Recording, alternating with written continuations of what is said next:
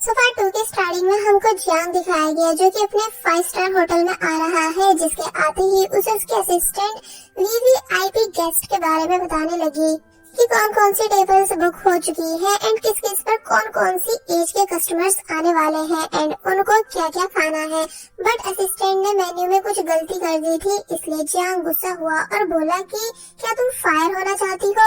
अगर नहीं तो काम सही से किया करो। और फिर बताता है कि मुझे न्यू एम्प्लॉइज की जरूरत है जो कि पहले से भी ज्यादा काबिल हो, इसलिए सब जगह इस बात के पोस्टर्स लगवा दो। तो ये सुन असिस्टेंट मान गई, जिसके बाद अब जियांग अपनी किचन में आया एंड काफी सीरियस होकर कुकिंग करने लगा। एक्चुअली जियांग की यही खासियत है कि वो हर डिश को पूरे फोकस एंड दिल के साथ बनाता है ताकि 1% भी फ्लेवर इधर से उधर नहीं हो जाए। इसलिए पहले उसने काफी ब्यूटीफुल फ्लावर रेडी किया और फिर मीट को अच्छे से कुक किया। बाद में वो एक डेजर्ट रेडी करता है और फिर उसने एक चेरी जैसी दिखने वाली डिश भी रेडी की, वो भी पूरी क्लीननेस के साथ, यानी परफेक्शन हम जियांग की सभी डिश में देख सकते हैं। और फिर फाइनली जियांग सभी डिश को अच्छे से रेडी करने के बाद उन्हें टेबल पे रख देता है। और वही दूसरी तरफ अगर बात की जाए लिनोई की, तो वो अपने फ्रेंड कैन के साथ उसी जगह न्यू रेस्टोरेंट ओपन कर चुकी है जो कि मिस्टर कॉन्ग का था। एक्चुअली ये पूरा वही रेस्टोरेंट है, बस ये दोनों नेम को थोड़ा चेंज करके फिर से इसे चलाने की कोशिश कर रहे हैं, सभी को ये बताकर कि जो भी कोई पहली बार हमारे इस न्यू रेस्टोरेंट में आएगा उसे फ्री में मील दिया जाएगा। लेकिन कोई भी आता नहीं ये बोलकर कि सिर्फ नाम ही तो अलग है, पर है तो ये मिस्टर कॉन्ग का ही रेस्टोरेंट जिनकी नाइफ अब उनसे छीन ली गई है, यानी कि अब ये रेस्टोरेंट 5 स्टार रेस्टोरेंट नहीं रहा। इसलिए सभी लोग यहाँ से चले गए। लिनोई एंड कैन दोनों उदास हो ही रहे थे कि तभी जियांग यहाँ आया, जिसने सबसे पहले लिनोई के हेड पर जो लीफ थी उसे हटाया एंड देन बोला कि क्या वहाँ की फर्स्ट मील फ्री है? अगर ऐसा है तो मैं तुम्हारे रेस्टोरेंट में आना पसंद करूँगा। तो ये सुन वो दोनों एक दूसरे को देखने लगे, पर अब क्योंकि और कोई भी ऑप्शन नहीं था इसलिए इन दोनों को मानना ही पड़ा, बिकॉज जियांग उनका फर्स्ट कस्टमर जो है।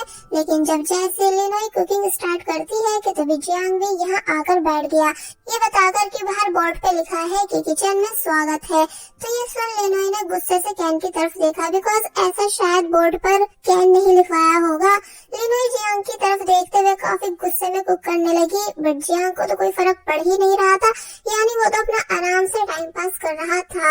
मतलब दिखाया जाता है कि लिनोई ने नूडल्स बनाकर जियांग को सर्व किया एंड जब जैसी जाने लगी तो तब जियांग कहता है कि कहाँ जा रही हो, यानी रुको यहीं पर, क्योंकि क्या तुम्हें अपने फर्स्ट कस्टमर के कमेंट्स नहीं जानने? तो ये सुन लिनोई जियांग के पास खड़ी हो जाती है एंड देन जियांग ने डिश को टेस्ट किया, जहाँ वो बस थोड़ा थोड़ा ही हर चीज को टेस्ट कर रहा था, क्योंकि लिनोई की डिश में वो बात नहीं थी जो कि एक अच्छी डिश में होनी चाहिए। इसलिए खड़े होकर बोला कि तुम्हारा जो ये ड्रीम है इस एरिया में अपने इस रेस्टोरेंट को चलाने का, वो तुम भूल जाओ, क्योंकि तुम अभी रेडी नहीं हो। यानी कि मुझे नहीं लगता कि इस एरिया में मेरे 5 स्टार होटल के होते सिवाते कोई भी यहाँ तुम्हारे रेस्टोरेंट में आना पसंद करेगा। तो ये सुन लिनोई गुस्सा करने लगी, मगर तभी कैन लिनोई के सपोर्ट में आता है एंड बोलने लगा कि मिस्टर जियांग आप हमारी फिक्र मत कीजिए, हम दोनों साथ में मिलकर सब कुछ हैंडल कर लेंगे। तो ये सुन जियांग चुप हो गया, पर अब क्योंकि कैन ने लिनोई के शोल्डर पर हाथ रखा हुआ था इसलिए ये बात जियांग को बिल्कुल पसंद नहीं आई, यानी कि वो थोड़ा बहुत जेलस हो गया। इसलिए गुस्से में ये बोलकर चला जाता है कि देख लेना ये रेस्टोरेंट बहुत जल्द बंद होने वाला है। और फिर तभी बाहर आकर गुस्से से रेस्टोरेंट की तरफ देखने लगा और फिर तभी यहाँ से चला गया। मतलब नेक्स्ट सीन में हम देखते हैं कि लिनोई जो कि गुस्से में क्लीनिंग कर रही है, क्योंकि उसने बिल्कुल उम्मीद नहीं की थी कि जो कस्टमर्स पहले आते थे वो मिस्टर कॉन्ग के कंपटीशन हार जाने की वजह से यहाँ आना बंद कर देंगे। तो तब कैन ने लिनोई को चुप कराया एंड बिलीव दिलाया कि वो दोनों कोई ना कोई दूसरा रास्ता जरूर निकाल लेंगे, यानी उन्हें बस खुद पर भरोसा रखना चाहिए। तो तब जाकर लिनोई का मूड थोड़ा ठीक हुआ कि तभी दिखाया गया है कि सरप्राइजिंगली धीरे धीरे गेस्ट इनके रेस्टोरेंट में आ रहे हैं, जो सब देख के दोनों शॉक रह गए। और फिर पूरी मेहनत के साथ दोनों ने मिलकर सभी कस्टमर्स को अटेंड किया। अब दिखाया जाता है कि काफी देर हो चुकी है, यानी ये रेस्टोरेंट बंद करने का टाइम है। लेकिन जब जैसे लिनोई ने झूठी प्लेट्स को देखा तो तब वो हैरान हुई, ये बोलते हुए कि आज सभी लोगों ने इतना सारा खाना वेस्ट क्यों किया है। कि तभी कैंग भागता हुआ आया एंड बताने लगा कि बाहर इंस्पेक्शन वाले आए हैं। तो ये सुन लिनोई भी शॉक हो जाती है, बाय द वे ये दोनों आदमी यहाँ रेस्टोरेंट क्लोज कराने आए हैं, ये बोलकर कि इस रेस्टोरेंट का लाइसेंस कैंसिल हो चुका है बिकॉज इस रेस्टोरेंट की रेटिंग बहुत ही ज्यादा बुरी है, इसलिए आप जल्द से जल्द इसे क्लोज कर दो। तो ये सुन लिनोई शॉक रह जाती है कि नहीं, ऐसा नहीं हो सकता, यानी हमने तो आज ही इसे ओपन किया है एंड लोगों ने काफी प्यार से हमारी डिशेस को खाया। तो ये सुन वो लोग लिनोई को पब्लिक कमेंट्स दिखाने लगे जो जो उनके रेस्टोरेंट पेज पर आए हुए हैं एंड ये सभी आज के ही कमेंट्स थे जिनमें लिखा था कि इस रेस्टोरेंट की सभी डिशेस बहुत ही ज्यादा बुरी है, बिल्कुल भी इनमें टेस्ट नहीं है, यानी कि हमारे सब पैसे बर्बाद हो गए। तो तब लिनोई ये सब रीड कर हैरान होने लगी। वो दोनों आदमी लिनोई को रेस्टोरेंट क्लोज करने का नोटिस देने के बाद यहाँ से चले गए। तो तब लिनोई बस उदासी से खड़ी रह गई, ये बोलते हुए कि क्या सच में ये मेरी स्टोरी का एंड है। पहले नेक्स्ट सीन में हमें दिखाया गया कि जब शाम में लिनोई अपने अपार्टमेंट जा रही थी कि तभी अचानक पैर फिसल जाने की वजह से वो गिर गई एंड इस चीज का ब्लेम जियांग को देने लगी, ये बोलते हुए कि जियांग जब से मेरी लाइफ में आया है तब से कुछ भी अच्छा नहीं हो रहा। तो ये सुन जियांग जो कि लिनोई के पीछे ही था वो बोला कि तुम खुद से गिरी हो तो फिर मेरे पर इल्जाम क्यों लगा रही हो। तो तब लिनोई हैरान हुई कि तुम यहाँ कैसे, क्या तुम्हें फिर से किसी की नाइफ छीननी है जो तुम फिर से आ गए हो। तो तब जियांग बोला कि क्या तुमको ये जगह ऐसी लगती है कि जहाँ मैं किसी को खड़े होकर चैलेंज करूँगा, यानी कि मैंने अभी रिसेंटली यहाँ एक अपार्टमेंट बाय किया है इसलिए मैं यहाँ पर खड़ा हूँ। तो ये सुन लिनोई चुप हो गई एंड बिल्डिंग नंबर पूछने लगी। जियांग बताता है कि 13। तो ये सुन लिनोई को और ज्यादा गुस्सा आया कि ये तो मेरी भी बिल्डिंग है, यानी कि फिर तो हम दोनों नेबर्स हुए, सच में तुम मेरी लाइफ में बैड लक बढ़ाते जा रहे हो। और फिर जब जैसी जाने लगी तो तब एक बार फिर वो गिरने ही वाली होती है, लेकिन तभी जियांग ने पीछे से उसको पकड़ लिया, यानी कि गिरने से बचा लिया। लिनोई शॉक हुई तो वही जियांग उसको स्टूपिड बोलते हुए यहाँ से जाने लगा कि तभी लिनोई ने नोटिस किया कि अरे इसके पास तो फिश है, इसका मतलब ये जरूर फिश नूडल्स बनाने वाला है।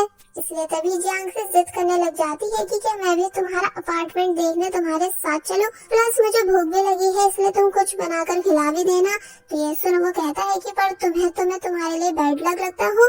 तो ये सुन वो बोले कि नहीं नहीं ऐसा नहीं है, यानी अब सारा बैड लक खत्म हो चुका है। तो तब जाकर जियांग लिनोई को अपने साथ ले जाने के लिए रेडी हुआ। वेल अब नेक्स्ट सीन में हम देखते हैं कि लिनोई जियांग के घर में बैठी हुई है जहाँ जियांग तो कुकिंग कर रहा था, इसलिए लिनोई उठकर जियांग के घर को देखने लगी जहाँ उसे एक फोटो भी दिखी कि तभी उसे जियांग के मोबाइल की बजने की आवाज आई, इसलिए उसने जियांग को बताने का ट्राई किया भी कि तुम्हारे मोबाइल पर कॉल आ रही है, पर जब वो सुनता नहीं तो तब लिनोई खुद से उस रूम में चली गई जहाँ से मोबाइल की रिंगटोन की आवाज आ रही थी। बट लिनोई को मोबाइल नहीं मिलता बल्कि उसकी नजर कबर्ड पर चली गई, यानी कि वही जिसके अंदर लिनोई की फोटो है। और अब इससे पहले कि वो उसे ओपन कर पाती कि तभी जियांग भी यहाँ आ गया जो कि लिनोई से चलने के लिए बोलता है।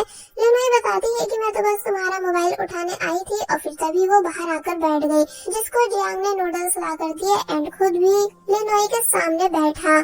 तो अब जब जैसी लिनोई ने नूडल्स टेस्ट किए तो तब उसे वो बहुत ही ज्यादा पसंद आए, इतने ज्यादा कि वो बस उन नूडल्स को खाती रह गई। जियांग भी लिनोई को खाते हुए देख रहा था, यानी उसकी नजर लिनोई पर से हट ही नहीं रही थी, इसलिए जब जैसे लिनोई ने नूडल्स कंप्लीट किए तो तब जियांग उसे टिश्यू भी देता है इस उम्मीद से कि शायद अभी मेरे नूडल्स की तारीफ करेगी। बट लिनोई ने रोना शुरू कर दिया ये बताते हुए कि मेरा रेस्टोरेंट क्लोज हो चुका है क्योंकि पब्लिक हमें बैड कमेंट्स दे रही थी। तो ये सुन जियांग बोला कि अच्छा। लिनोई ने बताया कि पहले मुझे लगता था कि जैसे मैं एक परफेक्ट शेफ हूँ, लेकिन आज तुम्हारे इन नूडल्स को टेस्ट करके मुझे अपनी जगह याद आ गई, यानी कि ये बहुत ही ज्यादा डिलीशियस है। जियांग कहता है कि तुम्हें खुद को मुझसे कंपेयर करने की जरूरत नहीं। तो तब वो कहने लगी कि मेरे मास्टर का नाइफ जो कि तुम्हारे पास है उसको मैं तुमसे वापस लेकर ही रहूंगी, फिर चाहे मुझे दिन रात हार्ड वर्क क्यों ना करना पड़े। जियांग ये सुन थोड़ा डिसअपॉइंट हुआ कि ये तो मुझसे कंपटीशन करना चाहती है, मगर फिर बोला कि चलो ठीक है मैं वेट करूंगा। तो तब लिनोई जियांग को नूडल्स के लिए थैंक्स कर यहाँ से चली गई एंड देन बाहर आकर बहुत ही ज्यादा बुरी तरह रोने लगी, अपने मास्टर से ये पूछते हुए कि आखिर जियांग इतनी अच्छी कुकिंग कर कैसे लेता है। तो ये सुन कॉल पर मास्टर कॉन्ग भी लिनोई के लिए परेशान हो जाते हैं। अब नेक्स्ट सीन में हमें दिखाया गया कि जियांग से कोई मिलने आया जो कि खुद को जियांग का बड़ा भाई बता रहा था, ये पूछते हुए कि क्या तुम्हें अपने बड़े भाई की बिल्कुल याद नहीं आती। और फिर जब जैसी उसी गिलास से पानी पीने ही वाला था जिससे लिनोई ने पिया था, मगर तभी जियांग ने उसे रोक दिया, ये कहते हुए कि इससे पानी मत पियो। तो ये सुन वो रुक गए और नोटिस करने लगे कि अरे इस गिलास पर तो लिपस्टिक के निशान है, इसलिए समझ जाते हैं कि जरूर यहाँ मेरे आने से पहले कोई लड़की आई थी। जियांग काफी ध्यान से लिनोई के लिपस्टिक के निशान को देखने लगा और फिर तभी उस गिलास को उठाकर अपने साथ ले गया। और बस फिर इसी सीन के साथ पार्ट 2 यहीं पर एंड हो जाता है।